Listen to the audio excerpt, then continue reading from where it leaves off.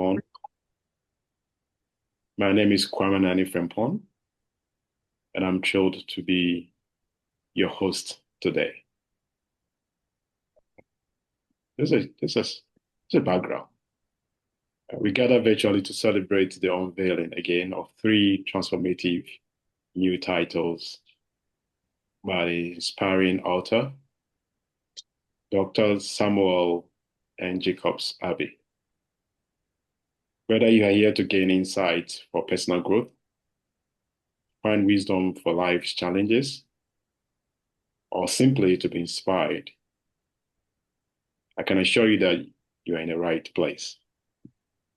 Without going further, I would like to welcome Prophet Dr. William N.C. Addison to give us the opening prayer.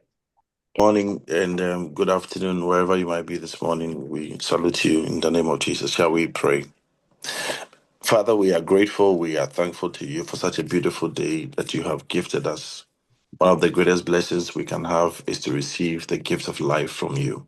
And therefore, today we are so grateful and thankful to you for the privilege of gathering together like this to celebrate your son, your servant, your gift to the body of Christ, your gift to the world, that you have privileged to be able to come out with these 3 books about to be launched.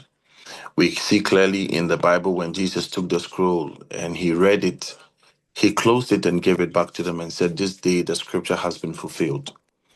I want to cry to you today as we launch these books. Everyone who have the chance and the privilege of opening these books and panning through them, we pray that by the time they lay the book down, by the time they put the book back on their shelves, they will have fulfillment in their lives. They will find solution and answers to whatever has eluded them over the years. We ask in Jesus' name, whatever is needed to push this book to the height it deserves, we pray that today you grant us the grace to be able to push it to that level to the glory of your name. And we ask that these will not be the last, but it shall open the doors for many others also to be reading to the glory of your name. We thank you, even in Jesus' precious Distinguished name. guests, excellencies, global leaders and colleagues, friends and families here today, good evening. It is indeed a profound honor to welcome such an esteemed gathering of minds to this big celebration today of intellectual and leadership excellence. We are here to unveil 3 transformative works by Professor Jacobs-Abbey, who is the Executive Director of Jacobs-Abbey Global Institute for Leadership Studies.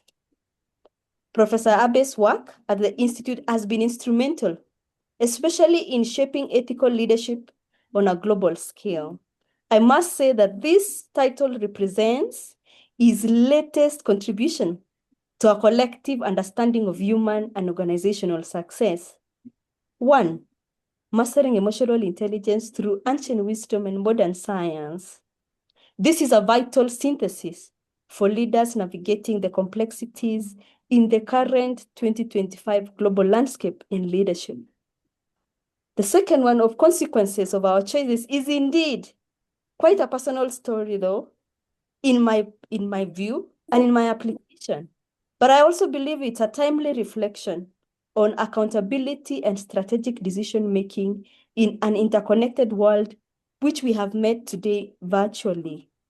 And lastly, turning defeat into victory is a blueprint of resilience, which is essential for all leaders, for all human beings, through periods of systemic changes of life, either emotionally, economically, or socially. And therefore, to the high-level dignitaries and mid-career professionals present here, join us in the reading club today.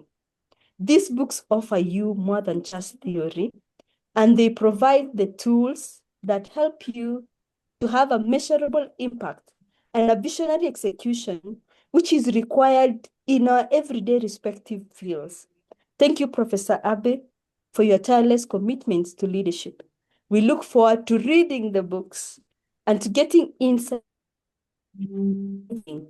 This evening will surely provide a platform that you launch us into the reading leaders of tomorrow and today. Welcome. I wish to let the launch begin now. Thank you. Thank you very much, Caroline, for the very insightful welcome address.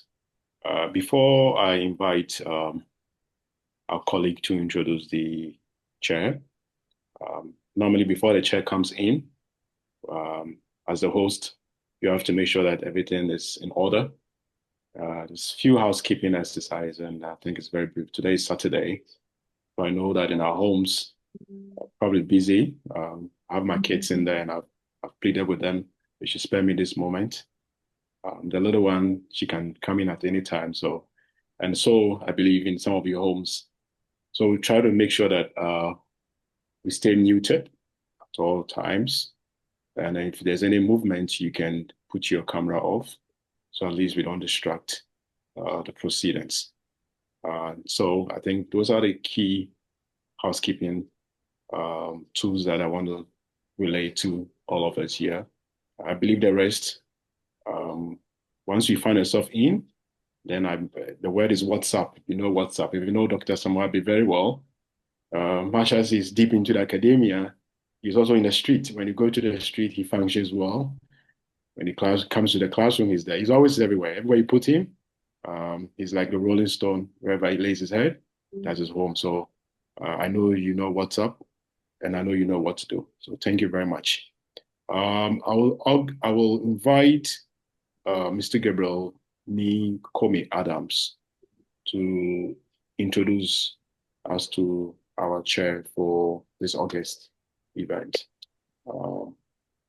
Mr. Nikomi Adams, over to you. Medium to celebrate a very great man, a man who has inspired generations, continue to inspire many young people across the world. I am a very good example of the mentorship that I have gained from this great man who has made my life so beautiful today.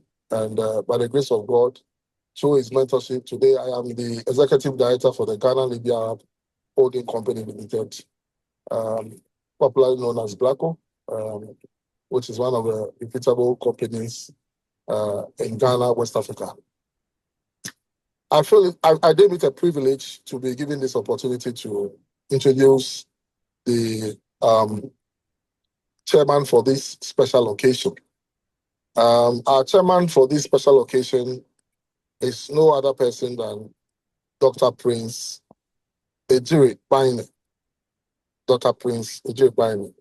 Our chairman is a finance and banking executive.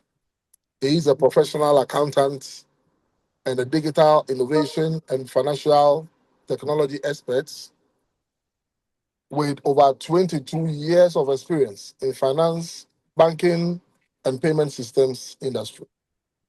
Our chairman has served as a senior executive in major banks in Ghana, not just in Ghana, but in Liberia and other African countries.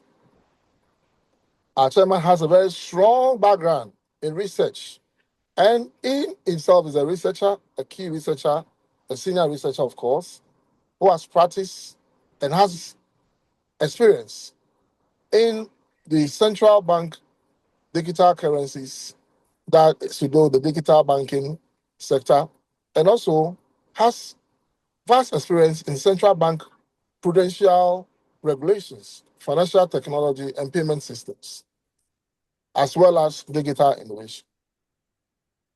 Our chairman is a very passionate person about empowering people who are otherwise cut from the formal financial systems through digital innovation and financial technology.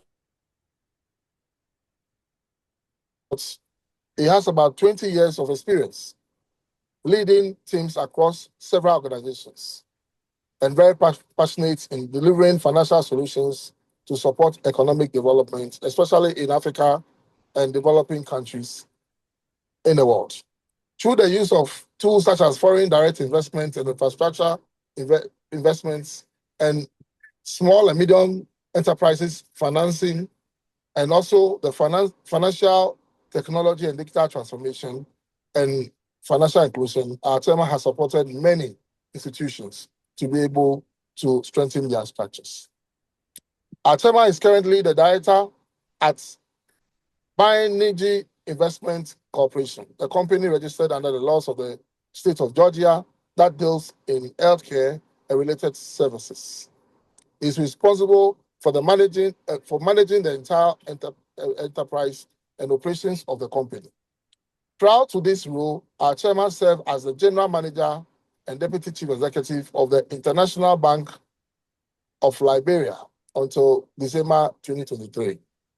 As general manager, our chairman was responsible for the finance, treasury, technology, corporate banking, business development, credit administration, and banking operations functions of the bank.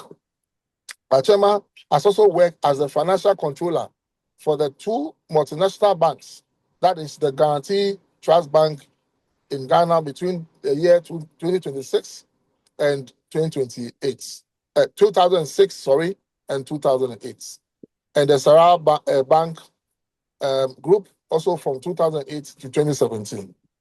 Our chairman for today holds a doctorate degree in business administration from J. Mac Robertson College of Business, Georgia State University, Atlanta, and has an MBA degree in finance and a Bachelor of Science degree in accounting from the University of Ghana Business School. Our chairman is also a chartered accountant from the Association of Chartered Accountants, ACCA, and also has a professional chartered accountancy, certification also in Ghana. Our chairman for today is somebody who is a very established person in the area of finance, in the area of financial inclusion, in the area of treasury and digital financing. Is a well-known person, a well-known figure, a very, very composed person, very intelligent man, a very credible person, and so highly placed in the market of finance and business in Ghana, West Africa, and the world. Our chairman for today's very important program is no other person than Dr. Prince Ejiri. Our distinguished MC, and thank you very much, my brother, Mr. N.Jacobs-Adams, for the introduction. I'm honored to be selected as the chairman for this special occasion, and I duly accept the responsibility, even though I recognize the enormous nature of it.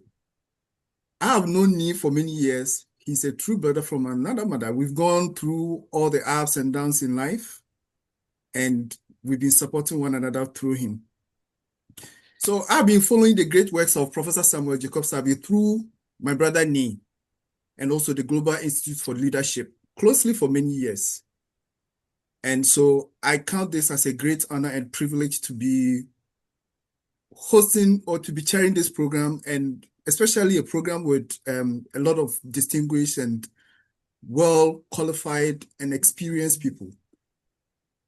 For those of us who have not been part of the prestigious Jacobs-Abbey Institute for Leadership, we get to benefit immensely from the same fountain of knowledge through Prof's publications and books, such as the one that we are going to launch today. Good morning, our esteemed author, Professor Dr. N Jacobs-Abbey, Excellencies and global leaders, distinguished guests and reviewers, publishers, ladies and gentlemen. It's with deep honor and joy that I welcome you to this special occasion, which is the official launch of the 3 timely and transformative books by Professor Jacobs-Abbey. Consequences of Our Choices, Mastering Emotional Intelligence Through Ancient Wisdom and Modern Science, and Turning Defeat into Victory. Today is more than a book launch. Today is a meeting of minds, a gathering of purpose, and if you allow it, I would say a turning point in how we live, lead, and become. What makes this book launch today a pivotal event? We live in an age of noise, speed, and pressure. People are making decisions faster than ever. Feelings of emotions are more intensely than ever, and facing setbacks more publicly than ever, all because of social media. All the positives of our lives get bloated up on the internet, and people deal with the negatives in secret. And yet, many are doing all the three without a clear framework, without the tools to choose wisely, regulate well, and rise again when life hits hard. As an academician and a business leader, I've read a lot of books, motivational books, academic and research publications, historical accounts, novels of all shapes and forms. Most often, in reading such books, you require a lot of energy and determination to power through them in order to finish reading. Many people buy books they never finish reading, and they end up as decorations on their bookshelves. Jacobs-Abbey books they are not meant for decoration on your book. Through his unique writing style, Professor Jacobs-Abbey takes you on an immense and captivating journey through the books, capturing your full attention and desire to know more and what is next in the next chapter. You cannot drop the book until you finish reading. And when I started reading, I didn't finish it, but I feel like there's so much that I need to get. And so I'm still on it. What Professor Jacobs-Abbey has offered through these 3 books is not simply information, what some will call motivational book. He's offered a formation, a clear framework and guide to make us deeply grounded in every situation and under any circumstances. These books speak to the 3 great realities that shape every human life, which is our choices, our emotions, and defeats. And they ask us a serious question: what are we going to do with them when we face any of these situations? In Consequences of Our Choices, the author reminds us of a simple truth that can change life. Every decision carries a consequence, whether we see it immediately or not. Some choices look small. What you say to your spouse, what you speak to your child, how you treat your colleague, what you consume, what you ignore, and even what you tolerate. But the book insists that small decisions are not small. They compound, they form habits, they shape character, they affect families, organizations, and nations. There are always ripple effects. That's what the book teaches, that there are always ripple effects, even with our small decisions. This book calls us back to intentional living, to foresight, personal responsibility, and humility to admit that life is complex, but we are not powerless. We can choose because we can choose, we must choose well. We have the choice. God has given us the inalienable right to make a choice, and we must use it wisely. The second book, Mastering Emotional Intelligence Through Ancient Wisdom and Modern Science, takes us into the inner world, where so many battles are won or lost before they even reach the outside. The book teaches emotional mastery by blending modern emotional intelligence research, especially by Daniel Goleman's framework, and with Greek Stoic philosophy. Its central message is that emotions aren't enemies to suppress or masters to obey. They are raw material you can shape into character, relationships, and effective leadership through consistent practice. It blends the proven insight of modern emotional intelligence, self-awareness, self-regulation, empathy, and social skill with a timeless discipline of ancient, especially Stoic thought. And it makes a powerful argument which says, you don't have to be ruled by your emotions. You can learn to understand them, train them, and channel them. The third book, Turning Defeat into Victory, is a message many people desperately need, but few are brave enough to face. This book does not insult pain. It does not offer shallow positivity. It does not pretend defeat is pleasant. Instead, it offers something more powerful, a pathway. It teaches that defeat is not always the end. Often, defeat is a reveal of what must change, a teacher of what must be learned, and a repositioning towards what must become possible. The book explores why defeat feels final, why people quit too early, and why the darkest hours often arrive right before breakthrough. But most importantly, it gives the reader language and tools, how to analyze what happened, how to rebuild, how to wait well, how to pivot, how to return to the arena with a wiser strategy and a stronger spirit. Because the truth is this: many people do not fail because they are incapable. They fail because they interpret defeat as destiny. This book breaks that lie. When you step back, you see something remarkably beautiful. These 3 books are not separate messages. They are one integrated roadmap for life. Make wise choices, manage your inner life, and transform setbacks into strength. In other words, choose well, feel wisely, and rise stronger.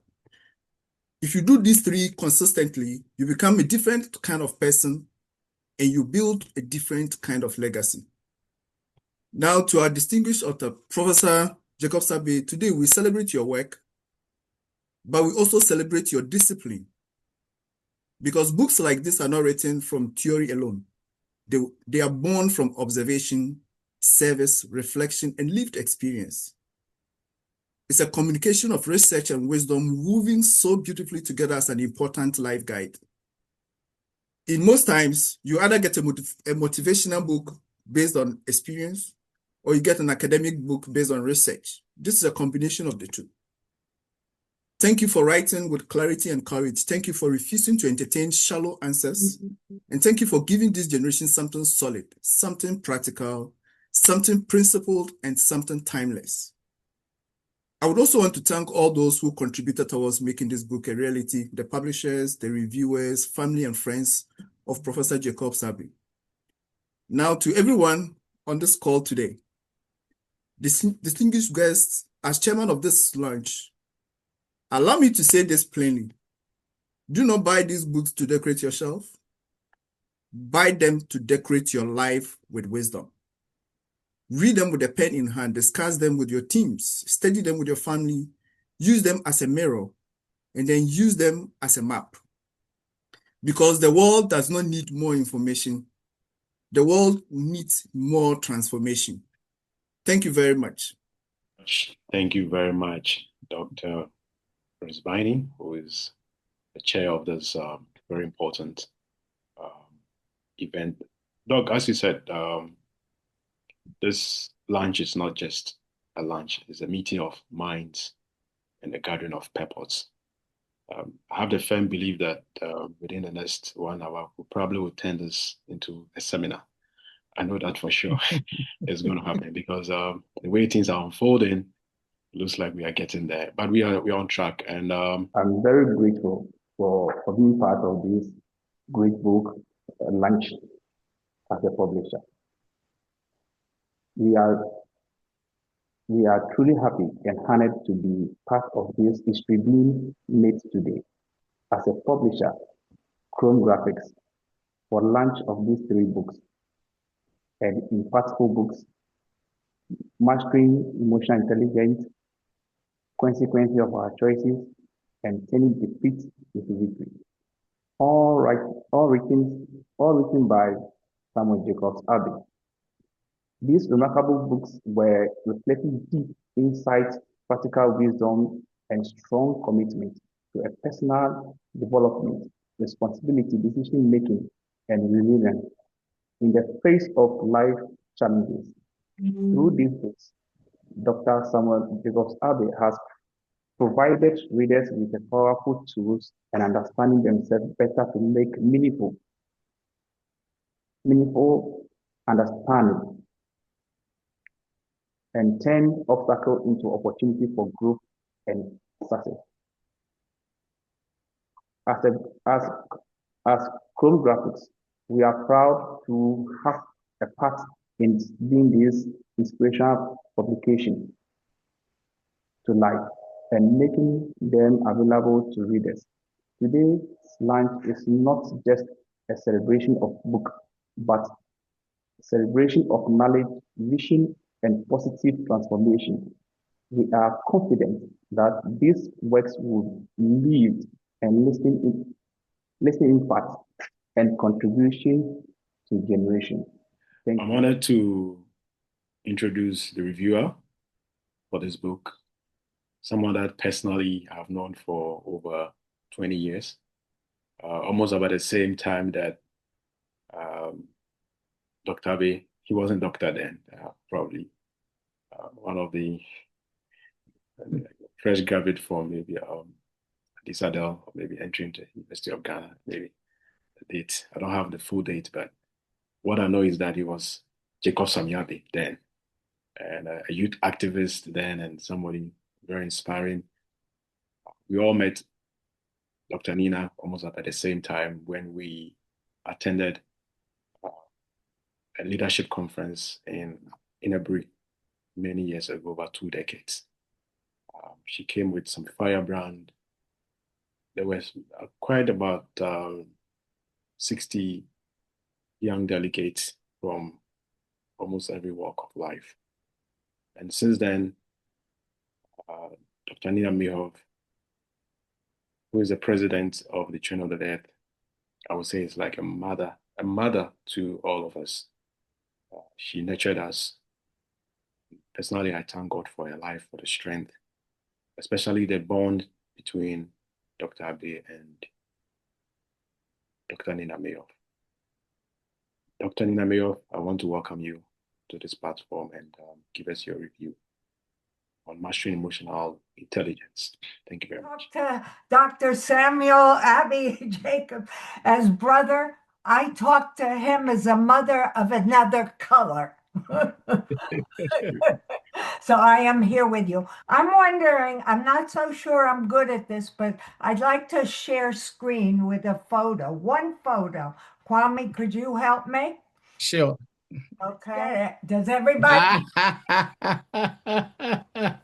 Samuel, I know. And joy in his face, and look at all the children he was taking care of. Yeah, and from that day on, he dedicated himself to all of this work. I love that photo so much. So, good morning, good afternoon. Hello, everybody. It's a pleasure and an honor to be here with you and introduce Sammy's new book on intelligence, Mastering Emotional Intelligence Through Ancient Wisdom and Modern Science, a subject that feels not only timely, but is essential to the realities of our lives today. Samuel bridges the timeless with the contemporary. I want to speak less about theory and more about experience. Life, as we know, is not neat. It's demanding, it's complex, it's painful, and then oftentimes it's really beautiful. You see, I'm wearing an African cloth, yeah? Because I am with you. Emotional intelligence, in my view, is not about avoiding emotions or suppressing them, but it is about being learned, living honestly and authentically from the inside out, learning how to listen to what is arising inside, and then to choose how do you respond in a way that serves our deeper purpose. Authenticity begins with the courage to listen inside of ourselves. Most of us are trained from a very young age to get approval from outside, from our parents, for success and for validation. We learn how to perform, first within our families, then in schools, and later in society. We learn what is acceptable, what is rewarded, and what should be hidden. Over time, this can create a great disconnect from who we truly are and what we're supposed to be. Emotional intelligence invites us to bridge that gap. To be an authentic person is to speak and act from the inner self, that soul self, not to react to that wounded self, but the self that is rooted in awareness. It is the capacity to look beyond the surface of the emotion in order to go beyond them, to understand what they're pointing out to us rather than to be ruled by us. Purpose plays a central role here. Each of us, I believe, has a purpose, a unique purpose in life. Emotional intelligence helps us discover what is that purpose, refine it, and ultimately fulfill it. When we do not know why we are here, or when our lives are shaped mainly by upsets and expectations, etc., we often become lost, confused, overwhelmed, and misdirected. When the purpose is clear, emotions become information rather than obstacles. One learns to understand judgments are comparisons for one's own self, while discernment is to understand the situation and find solutions for an action. This is especially important when we consider parenting and leadership. For parents, emotional intelligence means respecting the lives of the inner life of a child. Children are not essentially just extensions of ourselves or our dreams, or our unfinished ambitions. They are individuals in their own right, and we must give them the space so that they can express themselves, to feel, to question, and even to struggle. It's no fun. They are giving one of the greatest gifts possible, then, permission to become who you really are. And the same principle applies to leadership. The leadership does not allow emotions to control the body, the mind, or the direction of one's life. True leadership, that is. Yet it does not deny emotions either. Instead, leadership rooted in emotional intelligence allows the soul, or if you prefer, the deeper self, to experience life. And from that place, challenges are not seen as failures, but as lessons. And these lessons can often experience mistakes. And mistakes doesn't mean that you've done wrong and it's over. Mistakes means you went the wrong way and you have to take it again to find the solution to where you want to go. When we recognize this, something shifts inside ourselves. We realize that not every emotion needs to be dramatic or analyzed endlessly. If an emotion does not attach itself to an old wound, like your mother beat you, it often passes through us like a filter, noticed, felt, and then released into the world. Emotional intelligence allows us to discern the difference. We can become free. From my perspective, emotional intelligence is the ability to direct emotions so that they serve life rather than disrupt life. It is not about diving endlessly into emotional depths, about understanding what's going wrong and what you need to know, but emotions are guided by the soul, and they become an intelligent platform for understanding life, for offering insight rather than creating more chaos. I want to share a practical idea that I heard once from a neuroscientist that I thought was very, very interesting. She had a brain injury, and so she studied how emotions work. The emotion goes through your body to the limbic brain in the back. And if you hold still for 30 to 60 seconds, that emotion stands still and you don't have to react. If you don't react, you can use your mind and your thinking ability and transform it, because you can take a pause. When you take a pause, it's been proven you can rewire your brain. And that's what neuroscience says. So, important. This pause changes everything. Instead of reacting, we respond. Instead of being driven by emotions, we are informed. Instead of being trapped in old patterns, we create new possibilities. This is emotional intelligence in action, not as a concept, but as a lived practice. Einstein said, "You can never solve a problem on the level it occurs. What must you do? Go above that problem and look at it." And that's what intelligence does, and emotional intelligence. Sammy's book invites us into this kind of maturity. It calls us to a deeper relationship with ourselves, our soul selves, with our own emotions, and with one another.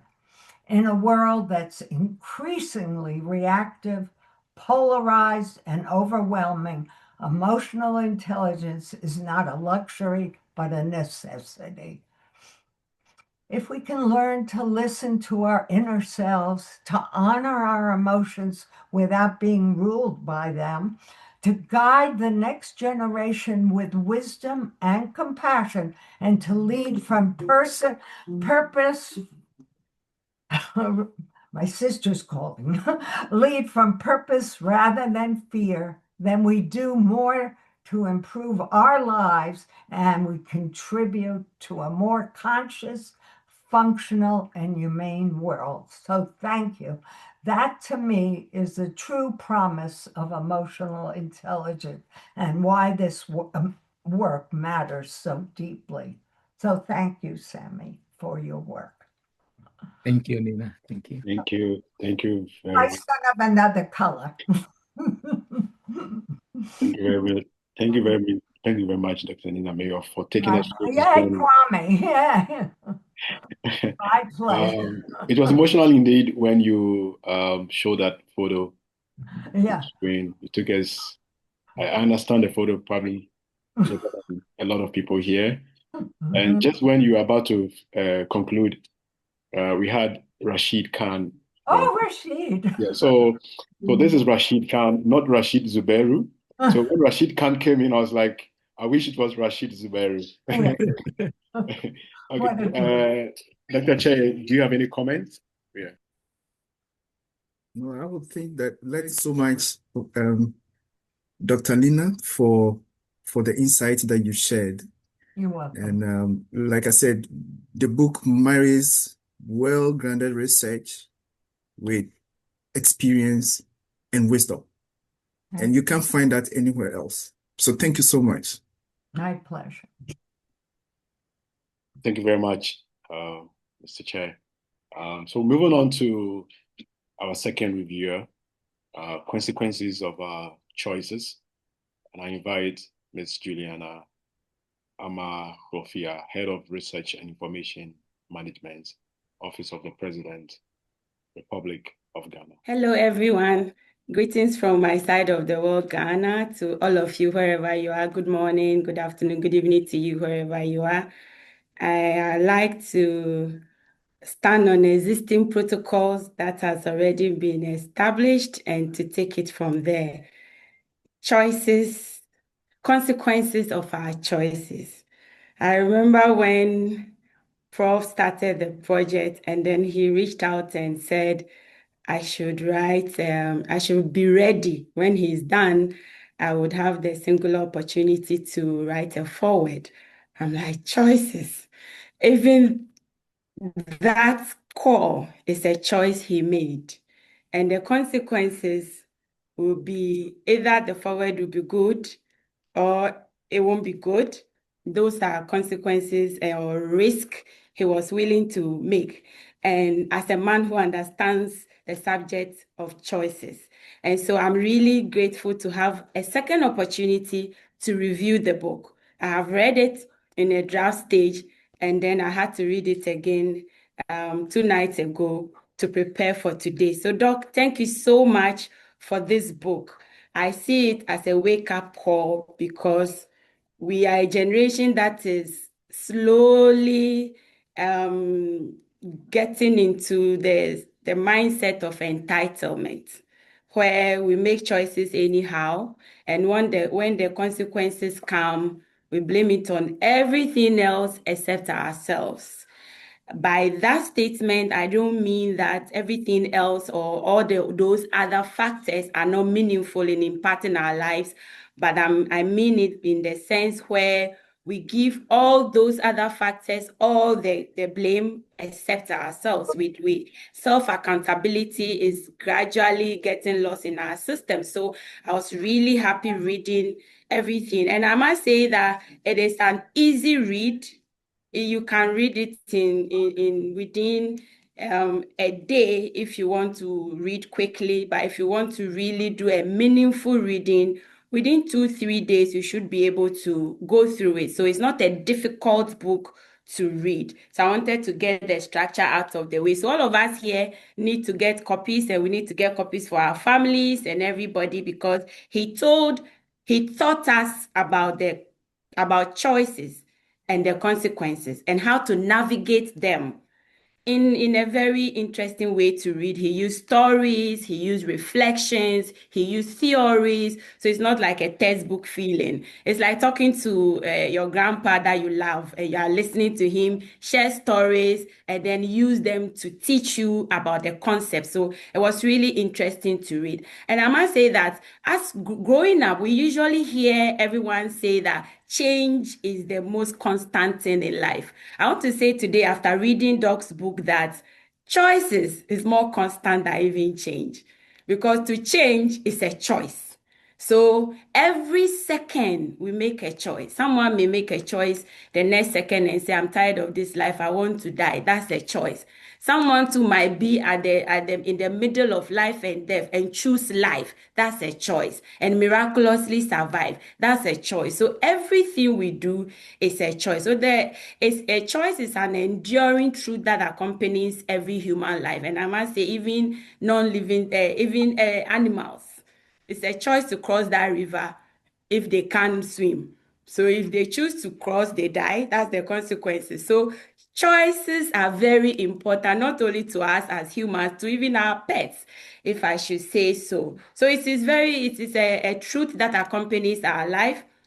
We are today, whatever life outcomes we have today are the consequences of the choices we made yesterday. So it means that every choice we make leads to a consequence. And Dr. Abbey engages these truths with honesty and compassion. He was not so judgmental, neither was he so affirming of our situation. He was just firm in a way that he delivers the concept and breaks it down with stories to make it easy for the reader. In this book, Consequences of Our Choices, he reminds us that choice is never neutral. Once you make it, even the decision not to make the choice is a choice. So there's no way around it. You must, as a human, make a choice. And as you make it, it comes with repercussions or results or outcomes. And it was interesting to get that reaffirming statement that it is not neutral. Sometimes we make the choice, and when the consequences come, we are surprised about the consequence, and we go like, why me? Why not you? You made the choice. So that's what Doc is telling us in the book. And he also mentioned that it is a seed that determines our harvest.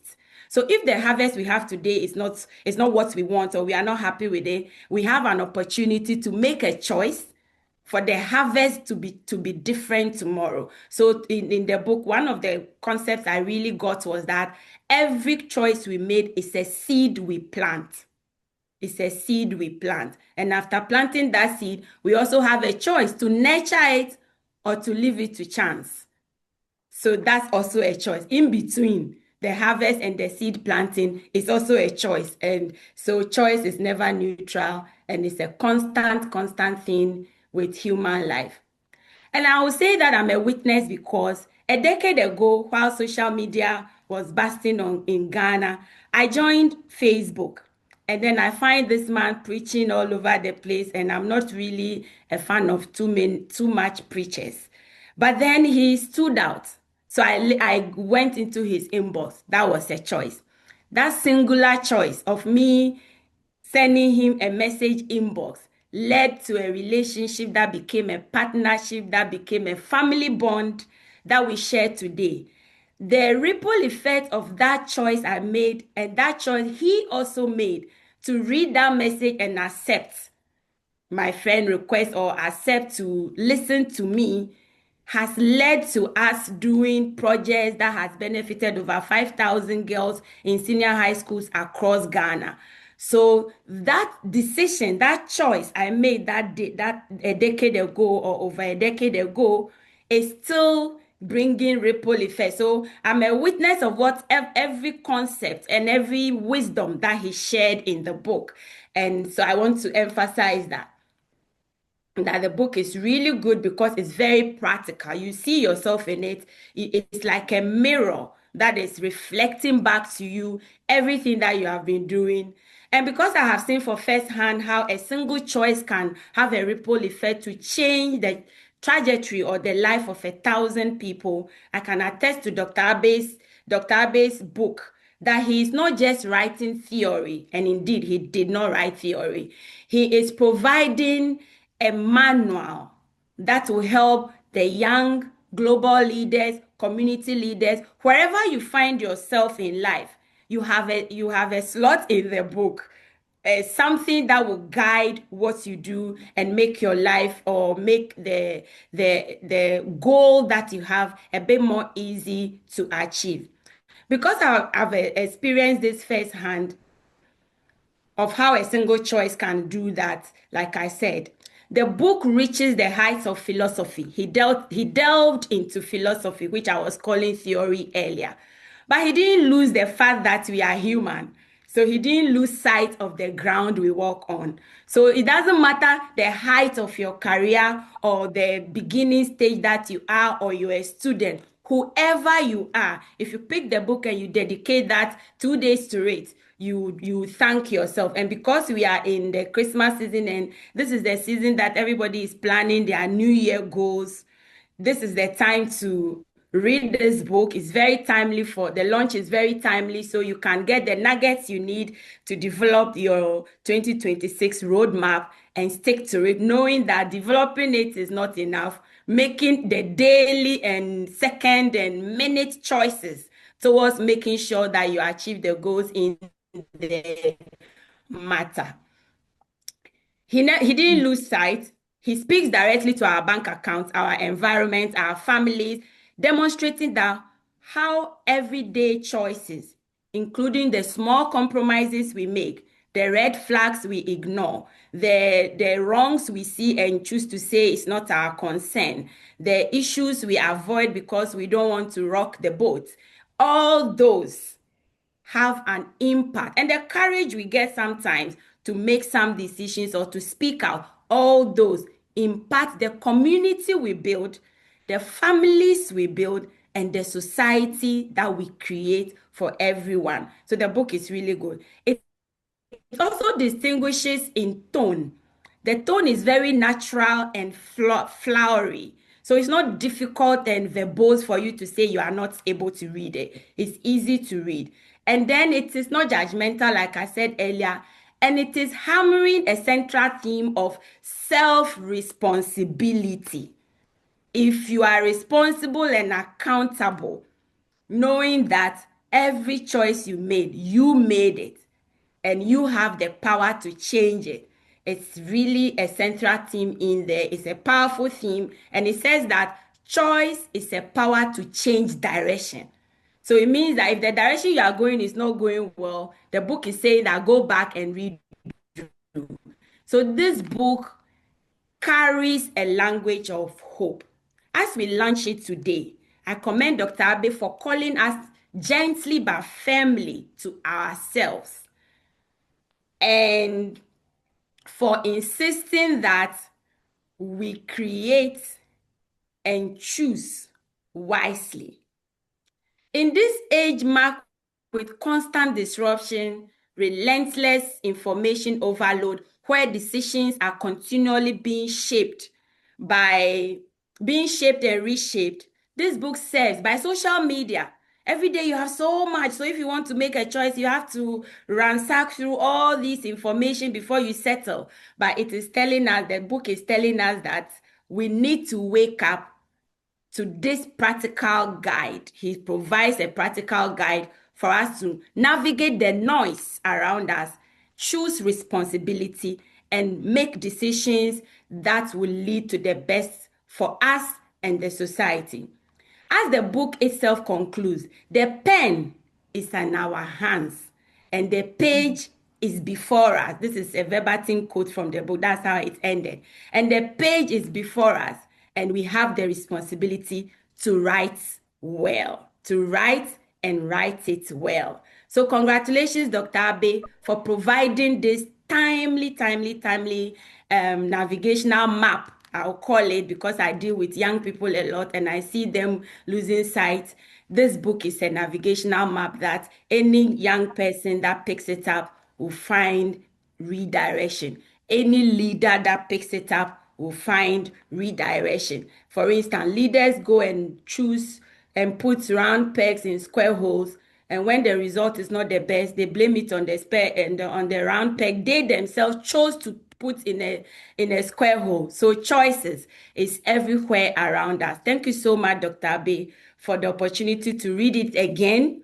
I love it, and I'm going to make sure that everyone around me gets a copy. And to all of us, thank you for the opportunity, and go get your copy. Let's all understand the consequences of our choices. Thank you. I think the insight and when I was reading it, I got the same feedback. The writing skill is very unique. And a lot of times when you're reading books, like you want to know, but there's something that pushes you to get to know more. And this book has that. Like you don't want to put a book down until you finish reading it. And one great insight that on this particular one, which is the consequence, is he actually extends the consequences not just to ourselves, but even to the environment. This is like a timeless thing that we lose sight of, because you know what? The impact of environment may not happen in our lifetime, but making sure that whatever decisions you make should also impact the next generations and generations after. It's critical. And so it's not just a tool for our daily lives, but a tool that if all of us employ, it helps us to build society, it helps us to transform the world, and even protect the environment. So thank you so much. And I'm really happy that whatever insight I got, it's kind of similar that I'm also hearing from the other people who have read the book. And so that's wonderful. And thank you. Yeah, so if Reverend Dr. Kendrick Abraham Bodo, if you're here, please take us through turning defeat into victory. Thank you very much for this wonderful opportunity. And I also want to stand on the existing protocol to say a very great welcome to all of you for responding to this call from my very wonderful brother, Prof. Abbey. I also want to say a very great and wonderful congratulations to you for launching these 3 powerful books that I call One Message in 3 stages or 3 dimensions. Joseph said to the king that the dream you had, even though it's 2, is 1. And so it's 3 books we are launching, but it's 1 message. And I want to say a very big congratulations to you for the dedication, for the commitment, for the love that you have shown to all of us. I also welcome all the Santa Clausians on the platform. Yeah, turning defeat into victory. Wow. I think that this is one of a message that has touched me so much. And when I was given the opportunity to write the foreword, I said, oh, that's a great honor. Knowing the caliber and the great people that surround Prof. Abbey, and for me to be given that opportunity. Prof, thank you very much for that honor and for this particular opportunity. In the book, Turning Defeat into Victory, he outlined how a lot of people that you and I will know that have been successful have turned their defeat around. He made mention of Bill Gates, Thomas Edison, how he was told that, I mean, you failed 10,000 ways of not being able to discover the candlelight light. But he says that, no, I have only found 10,000 ways of not making it. And so it tells us the perception and how he saw the 10,000 ways of not being successful. And this is what this book is teaching us. The way, the perception, how you see defeat is very, very important. In this book, it tells us that defeat is not the opposite of victory, but it is the pathway to that victory. So defeat is not the opposite, but it's a path. It's one of the ways of you getting to that victory that you are looking out for. We know of Abraham Lincoln, how he lost his mother, how he was defeated at the state legislature, how for several years he failed in businesses. I mean, he experienced near-death situation, nervous breakdown. I mean, he failed to be elected as a Congress person, and he was defeated as vice president, and he stood as president, and he won. And not only that, but it was also his time that, I mean, all this kind of slavery, okay, came to an end. So it tells you his perception towards defeat. And this is what in this book we are giving that nugget, how our perception towards defeat. We know of Oprah Winfrey, how she was fired from her job, okay, as a television reporter because she was unfit for TV. But you know how successful, okay, she turned that situation around. We know of Walt Disney. We know of Bill Gates. We know of Steve Jobs. Okay, so and Prof, I also want to say that we know of Kendrick Bodo because this book just outlines or tell also of my story of how I was in this workplace and everything was going on well, and because somebody wanted maybe a relation to occupy a particular position, okay, one was asked to be transferred, okay, to what we will call the wilderness place. And everybody saw that it was wrong for somebody that was doing well in his district or in his environment or community to be sort of thrown, okay, into such a place. But everybody was like, go and tell your boss that, no, this is not a good transfer. But I said, no, I will take it up. He said, this looked like being demotion. And in this book, we are told that whatever defeat brings your way, you should see the hidden. You should see the hidden palace in the pit. And it's really a book that speaks to the situation of each and every one that is on this call. Okay, for every pit that you are put in, okay, there is a palace that is waiting for you. There is a palace in every pit. So I said that to myself. I said, listen, I know that there is a palace in this particular pit. And that is how I responded to the wilderness posting. And the posting couldn't work out, and they say, come back. And when I came back to the headquarters or to the central office, nothing was given to me to do. Just be there.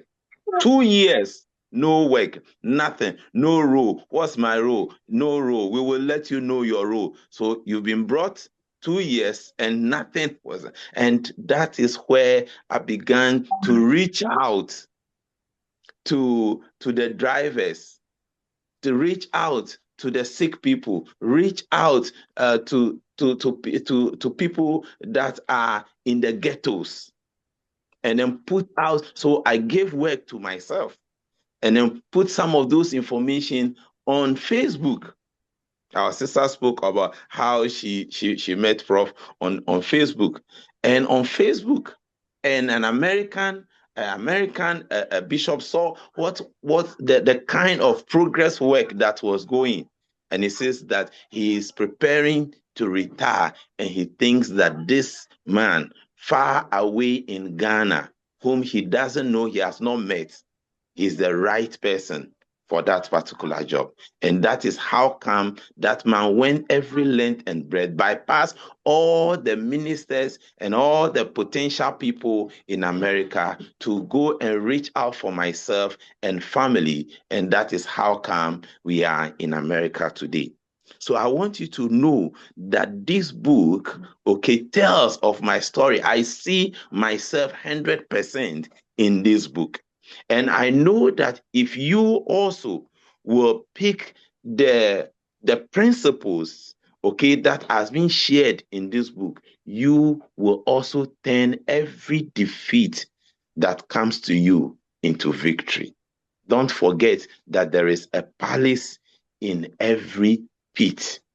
And it's my prayer that you will see the palace that is in every pit. So in this book shows you how to see the palace that is in the pit situation that you find yourself.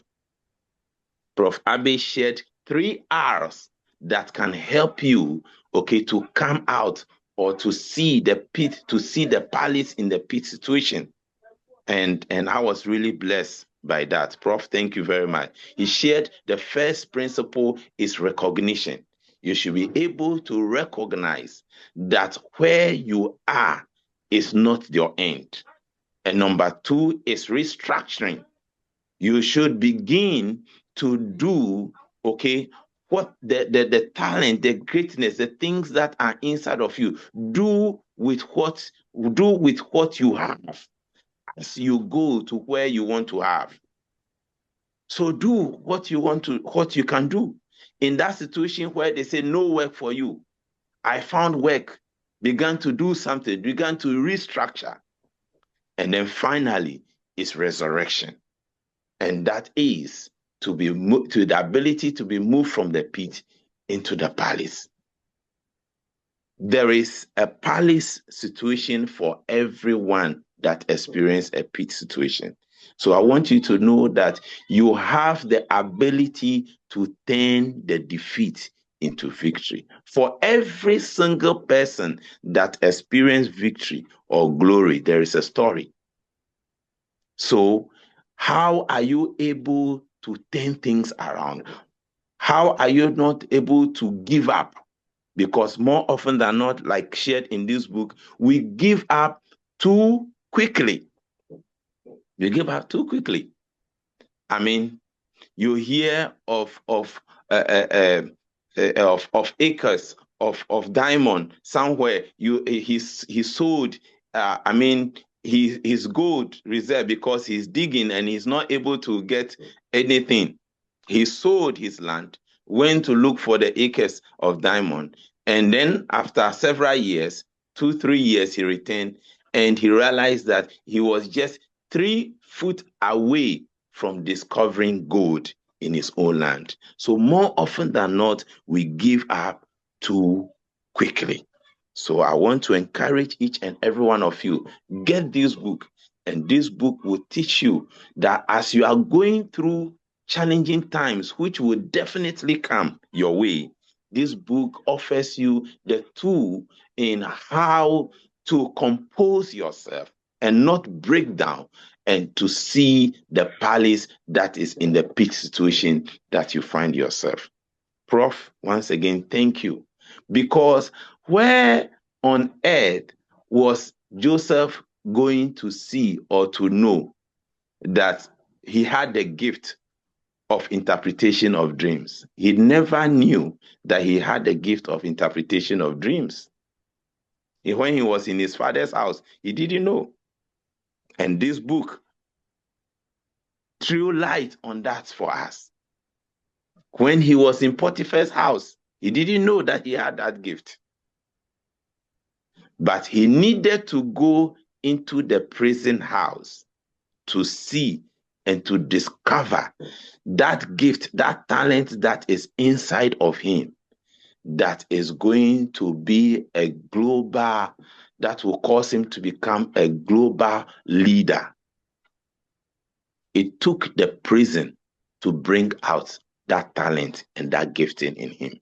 In this book, you are thrown or shown and directed to the areas, the defeats, the great skills that are inside of you that will take the defeat to bring out. This book shows you how to see the greatness that is inside of you during your defeat season. It is my prayer that as we take hold of this book, we will also be able to turn our defeat into victory for the blessing of the world. Thank you very much, and the Lord richly bless you. It's a wonderful book, and I want to encourage you all to get a copy. Thank you very much. Thank you very much, Reverend Dr. Kendrick Abraham Bodo. If you are there, you can say, I have the ability to turn my defeat into victory. I have the ability to turn my defeat into victory. I have the ability to turn my defeat into victory 3 times. That's a good one. Very deep. Mr. Chair, over to you in the comments. Thank you very much, Dr. Podo. I think you've said it, and we all must, when you read a book, you identify yourself in it, because everyone would have gone through defeat, success, victories, in all of that. And we all have made, I can also tell you my story, but I know there's no time for that. But exactly what you said is the truth, that we got to learn that to be able to turn our defeat into victory. So thank you so much for the insight. That's why we are here. I mean, no, doesn't mean that the other 2 segments, but of course we want to hear from the man himself. So that what sums up, that makes it probably the most important. And thank you for waiting. Thank you. The room is still very active, very quiet. I see some comments coming in. The numbers are increasing. For those joining us, yes, this is a meeting of the minds. This is a gathering of purpose. It's not just a book lunch. This is like a seminar. I said it, and I think I predicted well. I have the honor to introduce our very own, our First Lady. I said, behind every successful man, there's a powerful, vibrant, wonderful, God-fearing woman, and someone I've known. When the 2 of them tied the knot, I was at a table where I was taking the gift, taking notes, and I remember that as if it was yesterday. So if I'm emceeing this event, don't be jealous. I come a long way. Just a few weeks ago, I think somewhere in October, Dr. Abbey was in Canada to also MC an event that I organized. So we go a long way. I can tell the story very well. Doctor trusted me to keep the account. That's why he put me there. When I finished, I said, Doc, this is how much you guys got. This is the money, this is a gift. Over to you. So Kwame ni my job Okay. I have the honor to introduce Madam N Jacobs-Abbey, who will then introduce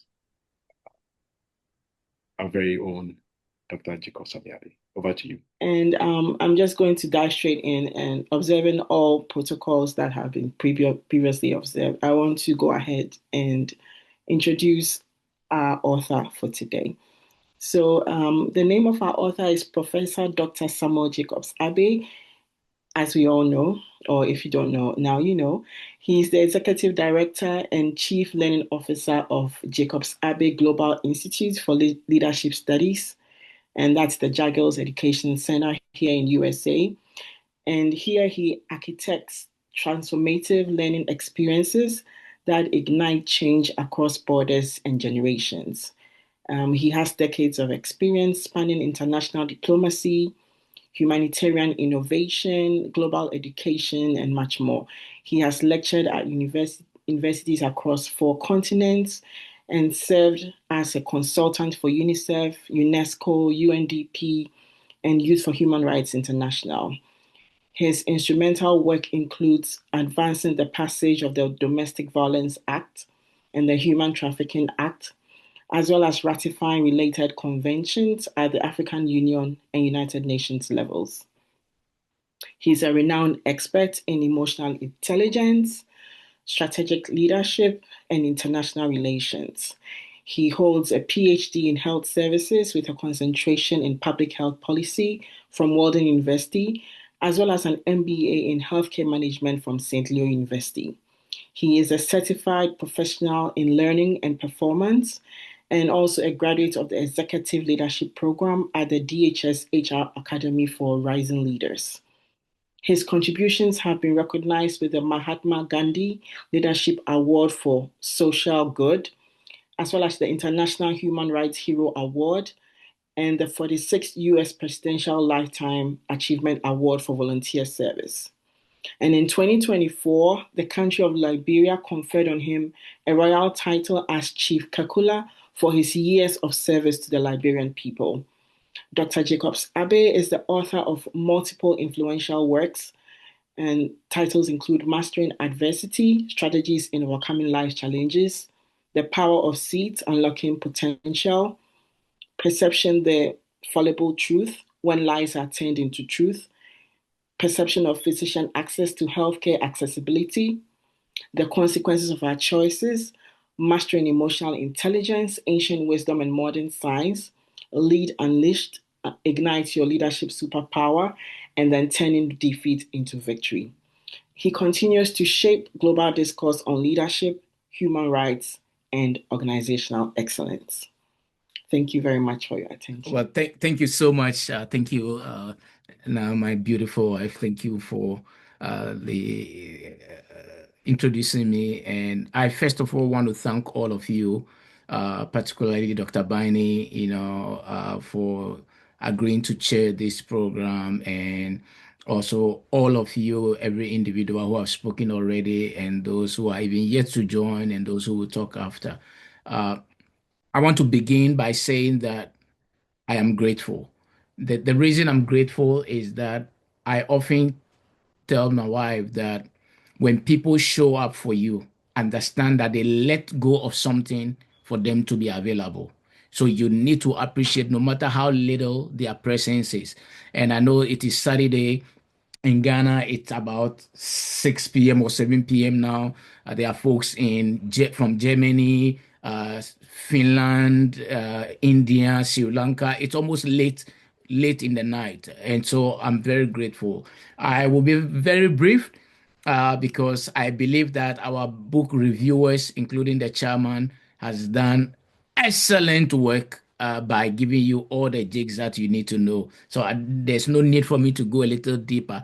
I am only just going to share with all of you what led to the writing of these books. As you may know, these 3 books add to my fleet of books, giving me the opportunity to have written 12 books. And we are still working on, hopefully we'll get more in by the grace of God next year. Just beginning of this year, we launched the book, Lead Unleash. which was a very interesting book, very bulky book, with years of research work in that area. But the purpose of today is these three fundamental transformative books that we want to talk about. So, emotional intelligence through ancient wisdom and modern science. Now, what led to this book? You know, I have spent many years of academic work learning about emotional intelligence. And in one of my teachings, I teach uh, second level, third level, and first level supervisors across the federal government. And in one of my teachings, the subject of emotional intelligence popped up deeply. And then I asked myself, wait, so before emotional intelligence became the thing, how were people managing their emotions? And that took me to the first, second, third, and fourth centuries.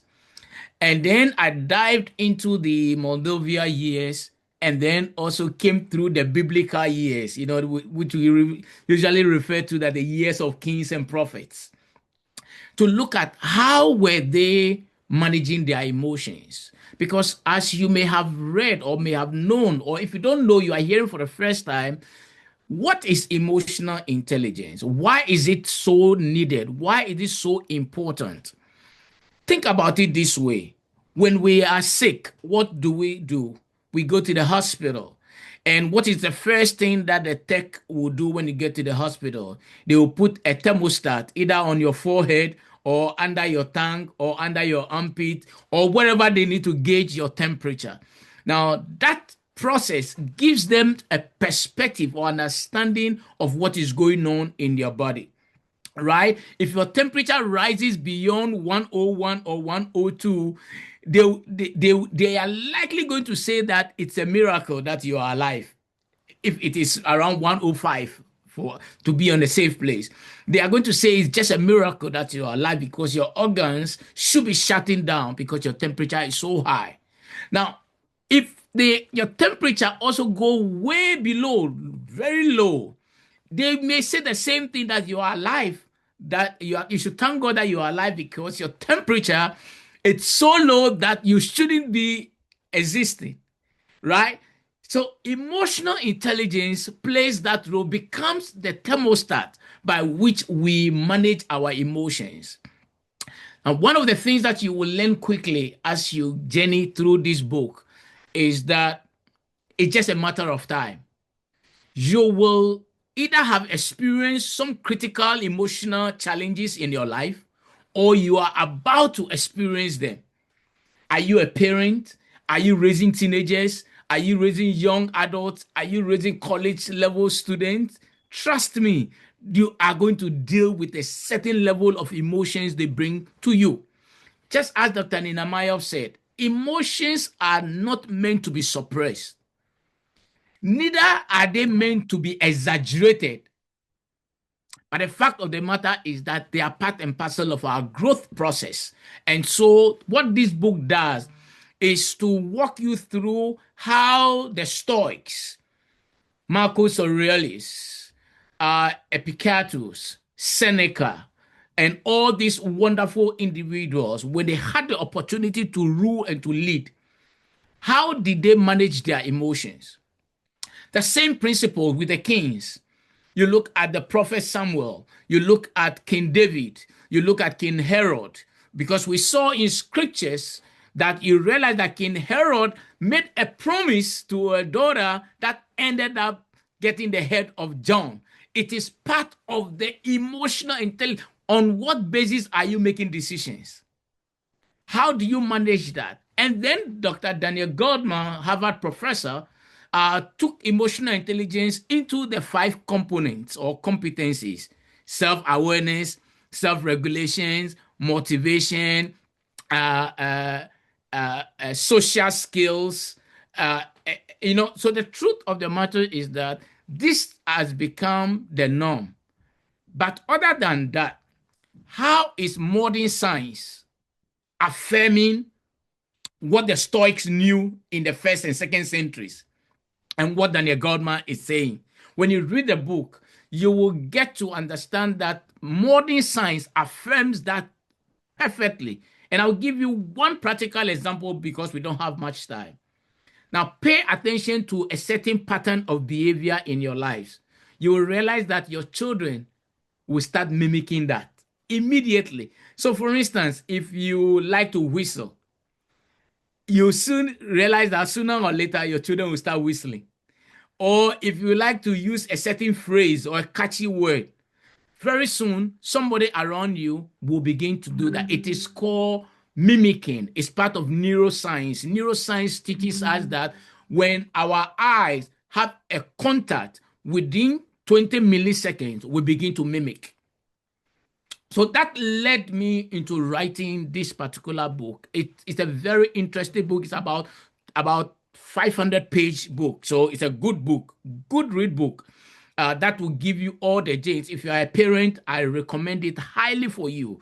If you are a leader in top executive level, well, guess what? You are going to manage. I tell people, because I teach these courses, we don't manage people, we lead people.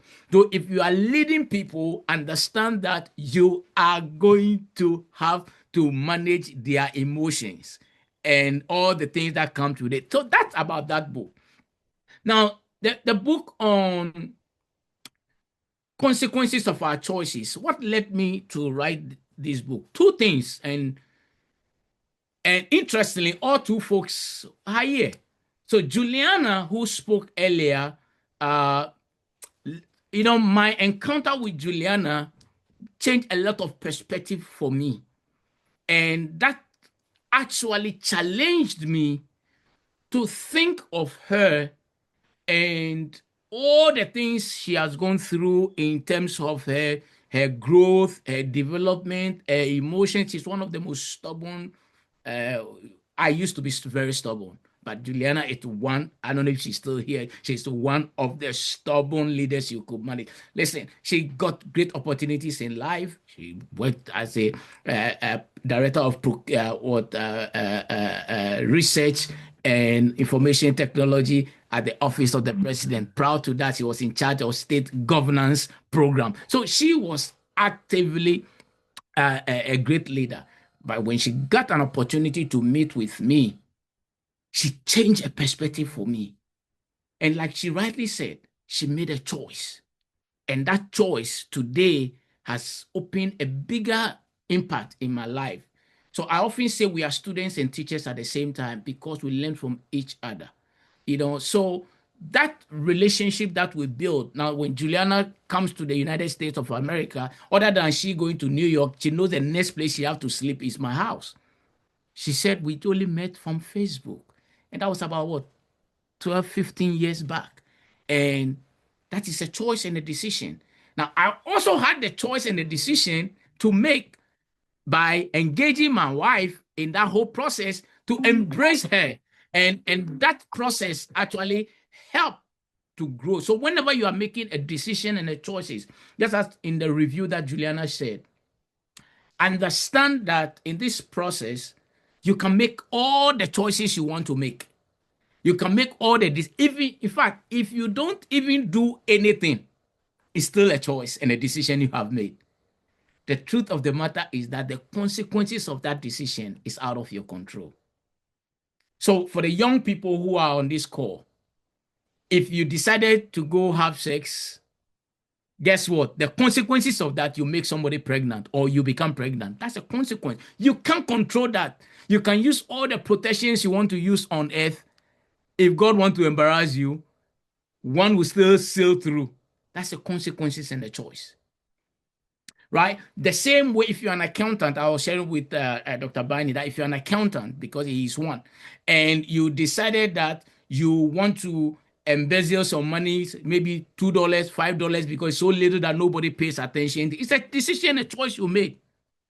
The day external auditors come in and they realize that you've been embezzling money, they are going to sack you, you're going to lose your livelihood. The consequences of it, you can't bear. Yesterday, I saw on Adisada Old Boys platform that there was a coach I think in Ohio or one of the states, who went to have a sexual affair with one of the team players, and he lost his job. The consequences of that action led him to lose his job. And the second person that inspired me to write this, I'm sure she's going to be so surprised, is a very good friend of mine I've known for many, many years. Her name is Uduak in Nigeria. Now, I get to talk to her a lot, and she went through ups and downs, and she's somebody I care about for so much. But whenever she breaks down, she makes a choice to run away, and a year can pass without hearing a word from her. But she will always remember my birthday. She will always remember my children's birthday. She will always remember my wife's birthday. And she will message me. So then it dawned on me that, well, she makes a choice and a decision to remember those days. Now, one of the things this book will challenge you to realize is that what matters to you, you pay attention to. And irrespective of how you perceive the thing, if it matters, you will make a choice and a decision around it. Now, the final book, which is a wonderful book that I want to recommend for everyone as well, Turning Defeat into Victory. And this book came as a result of me reading a scripture in the book of Joshua. When Joshua, Joshua, for those of you who are Christian believers, it, if not the greatest, it's one of the greatest generals the Bible described. Now, again, it's not a religious book, just FYI, but the philosophy of his leadership is what I'm describing here. Now, Joshua, with all his army skills, ended up being defeated, humiliated, embarrassed with the most smallest nation on earth at the time, called AI. Not the artificial intelligence, though, the AI, right? Now, when Joshua and his team were defeated, he did some few things. And those were the tools that I gave in the book. When you encounter defeat, what will be your reaction? You see, that the Bible again says something interesting. Again, I want to give a disclaimer. It's not a religious book, because when you read a book, you won't see scriptures that much, maybe one or two. But it said, how weak art thou if you fail in times of your adversaries? We all go through adversaries all the time. We go through challenges all the time. We go through frustrations all the time. Sometimes you even hear a news that is devastating. Sometimes you will experience something that will live with you for such a long time. Now, what the resources this book is giving is that you can turn every situation based on your attitude. One of my great mentors, Dr. Miles Monroe, once said that the lion and the elephant, when you put them together, the lion is not the wisest animal in the jungle. The lion is not the strongest animal in the jungle. When the elephant appears and start taking steps, you will realize that there is indeed a king of the jungle, which is the elephant. The difference between the elephant and the lion is attitude. When the lion sees the elephant, the first thing that comes to its mind is, here is lunch for me. Right? But meanwhile, when the elephant sees the lion, the first thought that comes to its mind is, how do I escape? Attitude is everything. If you want to change the narrative, you need to change your attitude. If you have to do something that will change a perspective for you, your attitude is all that matters. And so again, I said I'm not going to dive into lecture here, but I want to encourage each and every one of you. These 3 books are wonderful books. Now, the reason why I'm launching this book, I've written a couple of books. I've not launched that many all the time. Maybe once in a while I will launch one. But the reason why I'm launching these 3 books is because I needed your support. Just as our 3 reviewers have said, this book must be in everyone's home.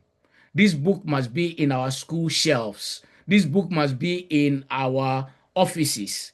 The idea of launching this book and soliciting your financial donation support, which Mr. Chair and Kwame will talk about later, is to be able to raise enough resources so that we can print more of these books. And for instance, Mr. Chair went to school in St. Augustine's. He can say that, listen, St. Augustine College, I'm donating 50 of the consequences of our choices book to St. Augustine's College so that we can send them there and be in their school libraries. At the Southern Old Boys, in Franciman, Wesley, schools around Africa, because this is how we change the narrative, by donating these books because to be honest with you, and you will get to know, those of you who don't know me well, you will get to know that the purpose of writing these books, all the books that I've written in the past, I've never made a dime out of them. My wife will tell you, I've never come to say that I made this amount of money out of any of the books.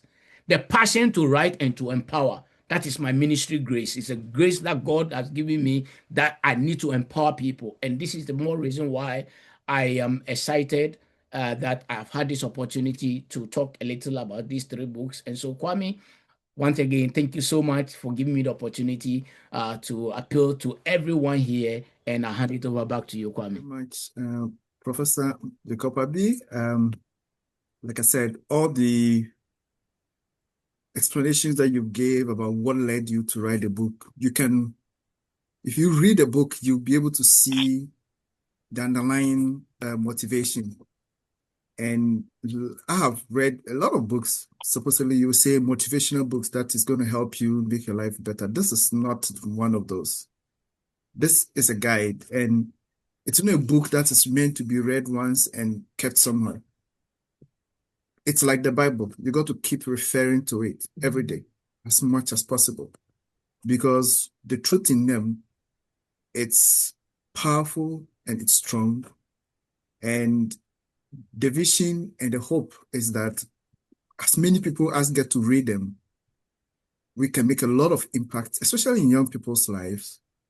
Because imagine as a young person, if you get to read all those insights and get equipped with this kind of tools, it's going to help you to overcome many challenges that you may have in your adult life later in years. So the legacy of the book goes beyond today.